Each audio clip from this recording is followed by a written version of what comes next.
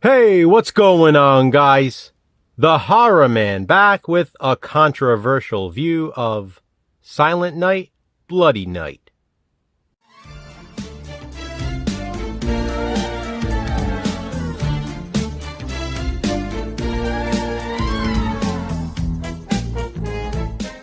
This is a movie Jason and I have a tradition of watching together every single year. It's a tradition I originally started myself. I would always watch Silent Night, Bloody Night on the night of December 23rd, or Christmas Eve Eve. Christmas Eve is always way too busy, but the night before is the perfect night for Silent Night, Bloody Night. Then, a few years back, I invited Jason to watch along with me, and we've been watching it together right before Christmas ever since. As a matter of fact, that means we'll be watching it again just under 2 weeks from now. Full disclosure, Silent Night, Bloody Night is my all-time favorite Christmas slasher film. In fact, it's my all-time favorite Christmas horror film in general. You probably know that if you've been following my channel for a while, but I wanted to make that clear, because I'm really going to try to limit what I say about it in this video. I will only be focusing on the controversies surrounding the movie, because after all, this is not a review, it's a C-view, a controversial view. There are a few controversies I'd like to discuss about the film. But first, I want to point out, this here, as you can see, is my Paragon VHS release. I love this cover art. Now, as for the quality of the actual tape, well, I'll get to that in this video. Although production began in the late 60s, and the movie was filmed in 1970, Silent Night, Bloody Night was not released until 1972. Even then, it didn't achieve much success and was all but forgotten. It really didn't gain a cult following until much later, when it was released on physical media. The problem is, the print was so incredibly dark, many scenes were virtually missed. That's the case with this Paragon VHS, and just about every DVD release that would follow. Some scenes are so dark, you can literally only hear the characters talking and the sound effects, but you can't actually see what's happening on screen. These are typically outdoor shots at night, so I guess they couldn't get the lighting right for some reason. The print itself was also pretty damaged, so there were a lot of artifacts and scratches on the film. In a way, that added to the charm, as frustrating as the dark scenes were. But then finally, in 2013, the movie was fully restored and released on DVD. This is the Film Chest restored version. I'm gonna stop right here for a moment to tell you, if you've never seen Silent Night, Bloody Night, make sure the first time you watch it, that this is the version you watch. The film is as clear as it will probably ever get, and you can actually see what's going on. If you don't own this Film Chest edition though, you probably own the movie on a multi-pack. Silent Night, Bloody Night is part of the public domain. Along with Night of the Living Dead and Dementia 13, this is definitely one of the most featured films on budget packs. Unfortunately, it's that earlier, darker print. So that's the first controversy, not being able to see the damn thing for all those years. The second is what you would know if you can see it. And that's the fact that Silent Night, Bloody Night obviously inspired other classic slasher films, which get way more attention, including Black Christmas and John Carpenter's Halloween. It's almost impossible to watch Silent Night, Bloody Night and not be reminded of those two. From the specific way the killer escapes in the beginning, to the creepy phone calls the killer makes before killing the victims. And then, of course, there's all of the POV shots from the killer.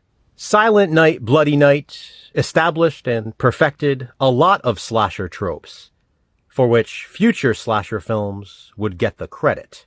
I love Black Christmas, and I know a lot of people see it as such, but I don't consider that to be the ultimate Christmas slasher film.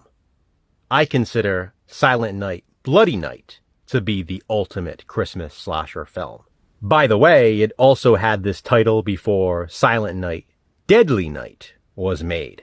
An alternate title for this one is Death House, but I prefer this original title since it's a Christmas slasher. Plus, the soundtrack contains various renditions of Silent Night. It's haunting, and the whole movie has a cold feeling to it. It's so atmospheric.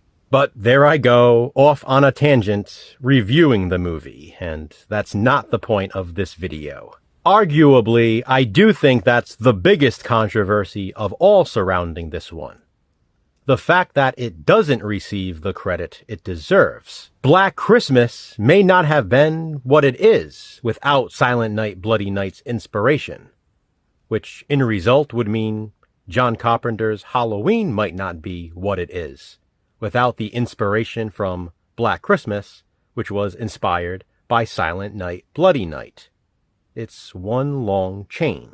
This movie should have that classic status other horror films have, and not just slashers either. It should be in the same conversation with Night of the Living Dead, and I truly mean that. Not just because they're both part of the public domain and on a lot of multi-packs. Night of the Living Dead is infamous for inspiring pretty much every other zombie movie that came after it. Well, one could make a strong case that Silent Night, Bloody Night influenced a lot of slasher films that would come after it. And there is so much more to it as well, which I won't get into because, again, this is not a review. The last thing I will get into, however, is another controversy. Plain and simply, some of the subject matter, which I unfortunately will not spoil. I will absolutely not ruin the experience for anyone who hasn't seen Silent Night, Bloody Night. But let me just say, one of the reveals in this is massive. This movie crosses a line that has you asking yourself, did it really just go there? Yes. It did. And that reveal is so incredibly controversial that the film is worth watching for that alone. Also, somewhat controversial, one of the lead actors, James Patterson, no, not the writer, died only months after production ended. Because of that, his lines had to be dubbed, and certain scenes had to be re-edited. He sadly passed away from cancer before Silent Night, Bloody Night was ever released. And since I don't want to end on a sad note, I'll share one more fact about my favorite Christmas slasher. Many of the cast members were former Andy Warhol Factory superstars. If you're at all familiar with Andy Warhol's work, you'll recognize a lot of the faces. And now I'll conclude here with one last reminder. Please, if you've never seen Silent Night, Bloody Night, make an effort to watch this Film Chest restored version. Trust me, it's by far the best and pretty much the only way to see the entire film. If you prefer to watch another copy, well, that's fine too. I love the movie so much, I recommend it anyway. Even though you should, regardless, Jason and I watched it, so you don't have to. This is just my controversial view. Please be sure to check out Jason's as well. What are your thoughts on Silent Night, Bloody Night? Comment below and let me know. Which controversial movie will we view next? Check back after the 12 Days of Christmas to find out. Until then, remember, physical media matters. Thanks for watching, guys. Hit that thumbs up and be kind. Subscribe.